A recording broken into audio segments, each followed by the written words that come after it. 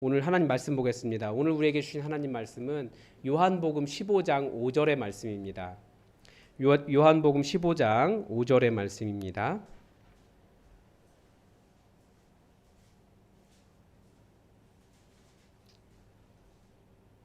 우리 하나님의 말씀을 다 함께 받들어 읽겠습니다. 나는 포도나무요 너희는 가지라. 그가 내 안에 내가 그 안에 거하면 사람이 열매를 많이 맺나니 나를 떠나서는 너희가 아무것도 할 수 없음이라. 아멘. 이제 네. 지금 수요 기도회에 지금 무슨 설교를 쭉 하고 있냐면 우리가 하나님과 어떤 관계를 맺고 있는가, 하나님과의 관계가 틀어졌을 때 어떻게 해야 되는가, 이런 말씀을 드리고 있습니다. 근데 가장 먼저 드린 건 당연히 하나님과 우리 사이를 가로막고 있는 죄의 문제에 대해서, 죄가 있을 때 어떻게 해야 될 것인가에 대한 말씀을 드렸고, 그리고 지난주 설교를 통해서는 우리가 하나님과 사귀는데 어떻게 사귀어야 되느냐, 우리 하나님을 사랑해야 한다라는 말씀을 드렸습니다. 어떻게 사랑해야 된다고요? 하나님을 사랑할 때는 목숨 내놓고 사랑하는 겁니다. 너의 목숨을 내놓고 사랑하라 그러셨으니까. 그러니까 하나님을 사랑하는 일은 우리 생활하는 가운데 어떤 취미 생활도 아니고 내 삶을 잘 살기 위한 어떤 보조 수단도 아닌 거예요. 목숨 걸고 내 모든 것 다해서 사랑해야 하는 분이 우리 하나님이십니다. 물론 우리가 하나님을 온전하게 다 사랑하기는 매우 어렵습니다. 하나님도 그거 아세요. 하나님이 우리를 사랑해 주시는 거지 우리가 하나님을 제대로 사랑할 수 있는 것은 아니지만 그래도 우리가 할 수 있는 최대한 모든 것을 다해서 하나님을 사랑해야 됩니다. 그때 알 수 있는 게 있어요. 내가 하나님을 사랑하는 것도 내 능력이 아니라 은혜였구나. 그래서 우리가 오직 은혜라고 이야기하죠. 그러니까 하나님 사랑하는 것도 하나님께서 은혜로 사랑할 수 있게 해주시는 겁니다.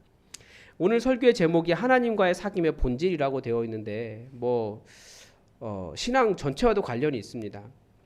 오늘 우리가 읽은 본문은 짧죠. 나는 포도나무요 너희는 가지다.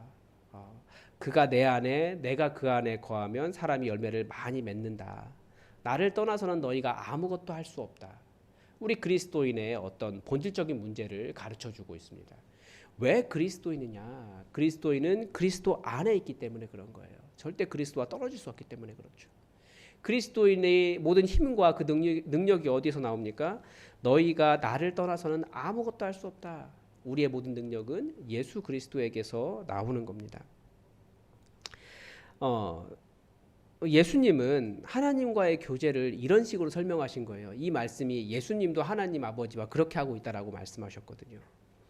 보통 우리가 교제라고 하면 어떤 선을 이야기합니다. 그러니까 선이 있어야 된다라고 이야기해요. 그러니까 이런 거죠. 누가 예를 그렇게 들었더라고요. 그 사람 좀 친하다고 해서 이 사람과 이야기할 때 바로 앞에서 얘기하는 거예요.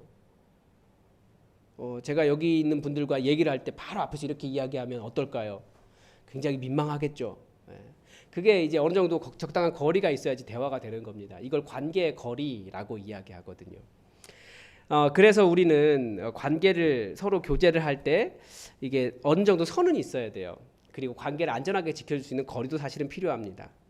예를 들면 서로에 대한 깊은 그 예의를 바탕으로 하고 있는 거죠. 그러니까 남의 집에 가서 냉장고 막 열어본다든지 너무나 친하면 가능하겠지만 안방 막 열어보고 웬만한 집에서는 이 관계 거리가 상당히 있는데 막 그렇게 들어가면 예의가 없는 거예요.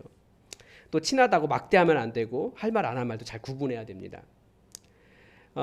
그래서 이 인간적인 관계에는 사실 안전한 거리가 있어요. 그런데 우리 예수님은 이 관계의 거리를 완전히 무시하고 더 가까이 있어야 된다라고 말씀하십니다. 왜냐하면 그분은 하나님이시기 때문에. 그리고 우리가 그렇게 완전히 가까이 있을 때에만 우리는 무엇인가 할 수 있는 능력이 예수님에게서 나오는 거예요. 어디까지 가까워야 되느냐? 예수님은 포도나무고 우리는 그 가지로서 거기에 붙어 있는 수준이 되어야 된다는 거죠. 그리스도인은 예수님을 떠나서는 아무것도 할 수 없습니다. 그래서 오직 은혜라는 말씀을 드렸는데 이번에는 오직 예수 아니면 아무것도 안 되는 거죠. 가지라고 하는 것이 나무에 붙어 있을 때 여러분 한번 생각해 보면 그런 가지도 있어요. 이렇게 딱 달라붙어 있지 않고 한 반절쯤만 붙어 있는 가지. 그러면 이 가지는 열매를 잘 맺을 수 있을까요? 아마 반절쯤만 붙어 있어도 가지에서 원래 그 나무에서 영양분을 받으면 나름대로 꽃도 피고 열매도 맺고 할 겁니다. 그런데 이게 완전히 딱 붙어 있는 것이 아니라 반쯤 떨어져 있으면 영양분이 가는 데만 있고 나머지는 잘 안 될 거예요. 그리고 열매를 맺어도 언젠가는 저 가지는 떨어져 죽겠구나라고 하는 불안감이 있잖아요. 그러니까 그리스도인이라고 하는 존재가 우리가 예수님께 붙어 있는데 뭐 반만 붙어 있다든지 아니면 약간만 붙어 있다든지 아니면 조금 붙어 있긴 한데 100% 붙어 있는 게 아니라 조금 떨어져 있다든지 이건 전부 다 위험한 상태예요. 그러니까 예수님께 완전히 딱 붙어 있어서 정말 그 가지에서 그 줄기에서 예수님이라고 하는 줄기에서 모든 능력을 받지 않으면 그리스도인의 모든 것은 다 불안한 겁니다. 나름대로 열매도 맺겠죠. 나름대로 살아간다라고 하겠죠. 우리 또 인간의 적응력은 그렇잖아요. 조금만 100%가 아니라 한 20%만 살아도 나름대로 잘 살고 있네라고 말할지도 모르겠어요. 근데 그게 아니라는 거예요. 그리스도인은 완전히 딱 붙어야 되는 겁니다. 그래서 예수님은 너희가 나를 떠나서는 아무것도 할 수 없다 이렇게 말씀하셨습니다. 그러면 우리는 예수님께 붙어 있는다, 예수님 안에 거한다, 예수님께서 우리 안에 거하신다, 이것이 어떤 뜻인지 한번 생각해 봐야 됩니다. 우리가 예수님 안에 거한다라고 하면 우리 동양인의 사고에 의하면 이 범신론적인 신일합일 이런 것들을 생각할 수 있어요. 하나님과 하나 되는 뭐 그런 단계 수준 생각하는데, 그런데 예수님은 오늘 우리가 읽은 본문 바로 앞부분에서 이런 말씀하셨습니다. 15장 3절에서 너희는 내가 일러준 말로 이미 깨끗하여졌느니라. 그리고 4절에 다시 이야기하죠. 내 안에 거하라. 나도 너희 안에 거하리라. 즉 예수님 안에 거한다라고 하는 것은, 예수님 안에 살아간다라고 하는 것은 예수님의 말씀과 관련이 있는 거죠. 우리가 계속해서 말씀 성경 하는 이유는 그 말씀을 따라 사는 삶이 곧 예수님 안에 거하는, 예수님과 교제하는, 예수님과 함께 살아가는 삶이기 때문에 그렇습니다. 우리의 생각과 삶이 예수님의 말씀으로 달라지는 것과 관련이 있습니다. 이게 변화예요. 왜 그럴까요? 우리는 이 땅에 하나님 나라 만들어가는데 가장 큰 적은 사탄입니다. 다른 무엇이 아니고 사탄이에요. 이 적을 구분을 잘 못하는 사람들이 있어요. 그래서 막 같이 교회 안에서 열심히 사역하는 사람을 공격하기도 하고 아니면 뭐 그런 일이 있는데, 그게 아니고 우리의 적은 사탄이에요. 사탄이 어떻게 역사하고 있는가, 이것을 잘 볼 수 있는 능력이 있어야 됩니다. 그런데 이 사탄이 이 세상에서 일하는 방법이 무엇입니까? 그게 세상 풍조라고 되어 있는 거예요. 성경에. 그러니까 성경의 용어에 따라서 세상 풍조라고 말하고 있지만, 이 사탄의 사용 방식이 바로 다양한 말로 바꿔 사용할 수 있는 거죠. 뭐 세상의 철학이라고도 말할 수 있고, 뭐 세상의 사고 방식이라고도 말할 수 있고, 이 시대의 정신이라고도 말할 수 있습니다. 우상이라고도 말할 수 있고, 뭐 여러 가지 말할 수 있죠. 그리고 또 가치관이라고 하는 말도 말할 수 있습니다. 그러니까 이 시대에는 사탄의 여러 가지 방법들이 말로, 생각으로 우리의 집단적인 사고 안에 들어와 있는 거예요. 그래서 우리가 사탄의 그런 전략들, 사탄의 사역이 어떻게 이루어지는지 이것을 분별하고 대응하기 위해서는 하나님의 말씀 이외에는 대응할 수 있는 것이 없다라는 거죠. 사탄은 우리를 이 세상 가치관의 노예가 되어서 예수님을 주인 삼지 못하게 하려고 하는 것이 사탄의 전략입니다. 그러니까 이렇게 붙어 있어야 되는데 그 중간에 다른 것들을 끼워 넣는 거예요. 다른 가치관들을, 다른 사고방식을, 이 세상이 옳다라고 말하는 것들을 하나씩 집어넣는 거죠. 그러다가 나중에 가면 에이 뭐 예수님 별거 아니냐고 떨어지게 되면 이제 죽는 거예요. 그래서 사탄은 마치 자기들의 가치관을 따라오면 왕이 될 것처럼 속삭입니다. 사탄의 가치관, 그리고 세상 풍조의 핵심은 크게 뭐 여러 가지 이야기할 수 있지만 크게 두 가지라고 볼 수 있습니다. 이거 생각하셨으면 좋겠어요. 첫 번째는 다른 사람을 지배하는 것입니다. 사탄이 하는 일은. 둘째는 다른 사람들로부터 내가 특별하다라고 하는 어떤 인정을 받게 하는 것이 사탄의 전략입니다. 사탄의 목표예요. 그래서 다른 사람을 지배하는 것을 권력이라고 이야기하고, 다른 사람으로부터 특별하다라고 인정받는 것을 자신의 영광을 구하는 것이다 라고 말을 할 수 있습니다. 그러니까 권력과 더 높아지려고 하고 다른 사람이 나를 이렇게 높여주기를 바라고 내가 영광 받으려고 하는 그것이 사실은 사탄의 전략이라는 거예요. 그래서 사탄은 항상 이 가치관을 제공을 하죠. 그리고 그 권력과 영광을 얻지 못하는 것에 대한 두려움을 줍니다. 내 권력과 내 영광을 구할 때 어떻게 되겠습니까? 사람이 하나님을 예배하는 일이나 예수 그리스도를 우리의 주인으로 섬기는 일이나 주의 말씀에 순종하는 것이나 이런 것들이 점점 어려워지는 거예요. 그러니까 예수님 안에 거하는 삶은 이제 뭐 끝나는 거죠. 내 안에 사탄의 가치관이 들어와 있는 것이지 예수님이 들어와 있는 것이 아닌 상태가 되어버립니다. 그런데 이 사탄의 가치관이라고 하는 것이 우리를 매우 혼란스럽게 하는 이유가 있습니다. 왜 그럴까요? 제가 이렇게 물어보겠습니다. 여러분, 부유함과 번영이 잘못된 것입니까? 아니에요. 성경은 가난을 없애야 한다라고도 가르쳐주고 하나님께서 복을 주시면 그 사람이 부유하게 된다라고도 가르쳐줍니다. 그리고 성경을 하나님 잘 믿으면 번영한다라고도 가르쳐줘요. 틀린 말이 아니에요. 그런데 다른 것을 물어볼게요. 여러분, 재미있는 일을 하는 것, 재미있게 사는 것, 이게 잘못입니까? 그것도 삶을 재미있게 사는 것 전혀 문제가 아닙니다. 삶을 재미있게 살아야죠. 그래서 전도서에서 계속 이야기하는 것이 너가 정말 누릴 수 있는 게 뭐냐, 네 아내랑 같이 재미있게 잘 살아라. 이게 전도서에서 하는 말이거든요. 그게 하나님께 주신 복이라고. 어떤 큰 일을 성취하는 것, 이런 것들도 문제가 아니에요. 그런 것 자체가 문제가 아닙니다. 마찰이 없이 사는 것, 사람들과 좋은 관계를 만들며 살아가는 것, 평화의 사람, 하나님의 아들이라고 불릴 것이라고 했는데 다 좋은 이야기대로 거기까지만 들으면 맞아요. 내 가족을 위해 헌신하는 것 중요한 문제죠. 정치적인 선택 다들 개인의 의견이 있지 않습니까? 내 자유 다 나의 자유와 나의 여유를 위한 선택을 합니다. 근데 이런 모든 것들이 다 세상이잖아요. 그러니까 이게 문제가 있는 게 아니에요. 그러나 언제 문제가 됩니까? 이 가치관이라고 하는 것은 어떤 가치, 이것이 더 가치 있다라고 생각해서 이것을 선택하는 우선순위, 선택과 판단의 문제가 있는 거죠. 우선순위의 문제가. 그래서 이런 아무런 문제가 없는 것들이 언제 사탄의 가치관이 되어버리느냐? 가치관이라고 하는 말 안에 더 가치 있고 더 우선순위가 있다라고 생각하는 그것을 선택할 때 거기에서 발생하는 겁니다. 두 개의 사고가 부딪혔을 때 어느 것을 선택할 것인가, 이것이 더 가치 있다라고 생각해서 그것을 선택하는 것이 가치관인데 사탄이 사용하는 방법이 그것이에요. 우리에게 최고의 선택, 이 모든 것을 다 뒤로 하고 선택할 최우선의 선택이 무엇입니까? 그건 하나님의 말씀대로 사는 삶이에요.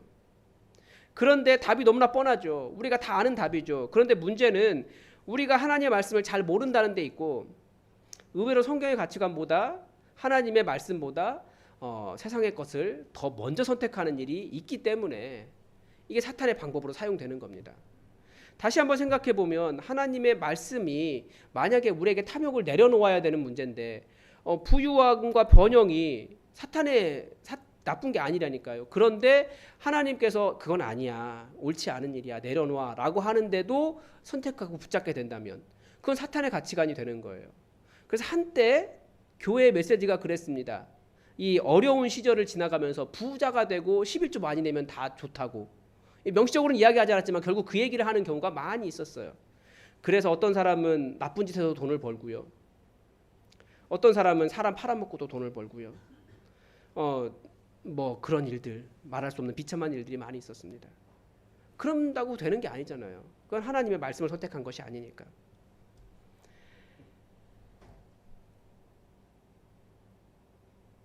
많은 경우에 왜 우리가 세상의 가치관을 더 선택하게 되느냐, 거기에는 하나님이 아니라 나를 기쁘게 하고자, 사람을 기쁘게 하고자, 아니면 아까 말씀드린 뭡니까? 권력, 더 높은 자리에 올라가는 것이나 나를 영화롭게 하고 세상의 그런 안목의 정욕을 만족시키는 그런 일들로 나를 영화롭게 하려고 하기 때문에 하나님의 말씀을 따라가기가 매우 어려운 겁니다.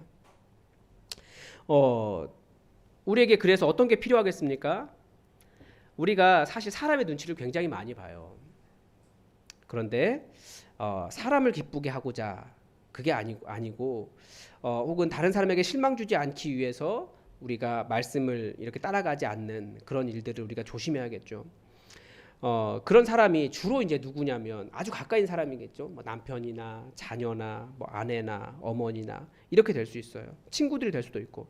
그래서 말씀대로 산다라고 하는 것은 함께하는 사람들과 가치의 갈등을 일으키게 되는 겁니다. 그래서 말씀을 따라 산다는 것은 나에게 정말 의미 있는 사람들과 믿음의 갈등을 겪을 수도 있다라고 하는 것을 인정하고, 그때 내가 하나님 말씀 선택하는 삶을 점점 선택할수록 그 사람은 점점 더 예수님께 붙어 있게 될 겁니다. 뭐 그런 거 있잖아요. 친구들 만나면 이제 여러분쯤 되면 이제 그런 친구들은 없을 거예요. 그런데 친구들 만나면 술 마시고 방탕한 모임에 간다. 어떻게 하겠습니까? 친구들이 뭐라고 말할까요? 친구들의 가치관으로는 그게 당연한 거잖아요. 나쁜 것도 아니고. 그래서 너 왜 그러냐라고 말할 때, 아니야, 나는 이제 끊었어. 나는 이제 예수님 말씀 따라가고 거룩하게 살 거야. 말할 수 있어야 되는 거죠. 그럼 때로는 친구가 끊어질 수도 있어요. 물론 우리가 복음을 전하기 위해서 친구를 쉽게 끊는 것은 아니지만 우리가 그래도 때로는 어떤 갈등을 겪을 때 명확한 결단을 내릴 필요가 있는 거죠. 어떤 사람들은 그런 부정한 일을 이어받으라는 압력을 받을 수도 있습니다. 근데 이게 참 어려운 게 교회 세습만 봐도 그렇습니다. 교회 자체는 부정한 게 아니잖아요. 그런데 그 일을 물려받는 것은 하나님의 말씀을 따르는 일이 아닌 거죠. 어떻게 해야 될까요? 하나님의 말씀을 선택해야 되는 거예요. 내게 손해가 나도. 사탄은 예수님에게 복종하는 일보다 다른 일로 지배를 받게 합니다. 누구에게 가장 지배받게 할까요? 사탄은 뭐라고 말하냐면 너의 주인은 너 자신이야 라는 메시지를 계속 던집니다. 여러분의 주인이 여러분 자신입니까? 우린 명확하게 하나님의 말씀대로 말할 수 있어야 됩니다. 여러분의 주인은 누굽니까? 여러분 자신입니까? 아니요. 여러분은 예수님의 것입니다. 여러분의 주인은 예수님이십니다. 이걸 명확하게 구분할 수 있어야 됩니다. 사람은 절대 무주공산이 아니에요. 수많은 가치관의 전쟁터입니다. 그 가치관에 따라 어떤 선택을 하느냐가 그 사람인데, 사탄이 결국은 네 자유야, 너는 너의 것이야 라고 말하며 자기 뜻대로 살아가도록 계속 몰아가는데, 근데 그렇게 되면 어떻게 되겠습니까? 결국 예수님에게서 떨어지는 거예요. 너희는 나를 떠나서는 아무것도 할 수 없다라고 말씀하셨는데 내가 내 주인이야 라고 말하면 점점 떨어지는 거예요. 예수님을 제대로 영접하기 전에 우리가 아는 어거스틴은 이 창녀들과 열심히 노는 혈기왕성한 청년이었어요. 어느 날도 어떤 창녀가 자신을 유혹한 거예요. 그런 상황에 놓이면 사탄은 뭐라고 말할까요?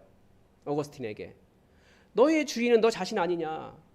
너의 즐거움을 향해 살아도 그게 뭐가 문제냐? 지금까지도 그렇게 살아왔는데 네 자유야 라고 말하면 쾌락을 향해 가도록 할 겁니다. 그런데 어거스틴이 그때 뭐라고 말하냐면 당신이 알고 있던 어거스틴은 죽었습니다. 그렇게 말하고 말씀 따라가겠다고 자기는 그 일을 거절합니다. 그러니까 잘 보면 이건 굉장히 극단적인 경우지만 우리가 자유라고 말하지만 또 다른 사탄의 생각이나 사탄의 그런 가치관에 지배를 받는 것에 불과해요. 하나님의 말씀이든지 아니면 사탄의 가치관의 소유가 되는 겁니다. 따라서 여러분 잘 구분하셔야 돼요. 우리가 다 모든 것을 할 수 있는 자유가 주어져 있는데 정말 내가 예수님의 말씀으로 예수님의 영광을 위해 살아가고 있는 것인지, 아니면 내가 이게 더 좋아 보여 라고 말하는 그 일을 선택하고 있는지, 하나님을 예배하고 하나님의 일을 선택하고 하나님의 말씀을 따라가는 것보다 더 앞서는 것이 있다면 그것이 내 주인인 거예요. 우리의 선택이 내 가치관을 보여주잖아요. 내 주인이 하나님인지 사탄인지 그 두 개밖에 없습니다. 누구 눈치를 보는지. 그런데 이런 예수님을 주인으로 삼는 것은 말로 되는 것이 아니에요. 사실은 기도하면서 잘 분별해야 되고, 나는 이렇게 생각했는데 하나님의 말씀대로 정말 살고 있는지는 내가 기도하면서 점검하고, 때로는 말씀 때문에 제대로 되지 않는, 말씀대로 살아야 되는데 잘 되지 않는 나의 모습을 가지고 또 싸워야 되는, 영적인 전쟁을 해야 되는 것입니다. 그리고 나 자신을 그 사탄의 방식을 이렇게 포기할 수 있는 영적인 결단력이 있어야 되는 거죠. 그래서 우리 이 시간에 잠깐 함께 기도했으면 좋겠습니다. 먼저 나는 내 주권, 나의 인생을 주님께 드렸는지, 한번 우리가 점검해 봤으면 좋겠습니다. 저 주님의 것입니다. 여러분 그렇게 고백해 보신 적 있으십니까? 나의 선택이 정말 주님의 뜻을 따라가고 있는지 아니면 여전히 세상이 옳다라고 말하는 것, 잃으면 어떻게 될까 하는 두려움 때문에 선택하고 있는지 분별할 수 있게 해달라고 우리 기도했으면 좋겠습니다. 우리 잠시 이 문제를 놓고 하나님 나의 주인이 정말 예수님 되게 해달라고, 내가 되지 않게 해달라고, 세상의 풍조가 되지 않게 해달라고 잠깐 우리의 주권을 주님께 넘겨드리는 기도를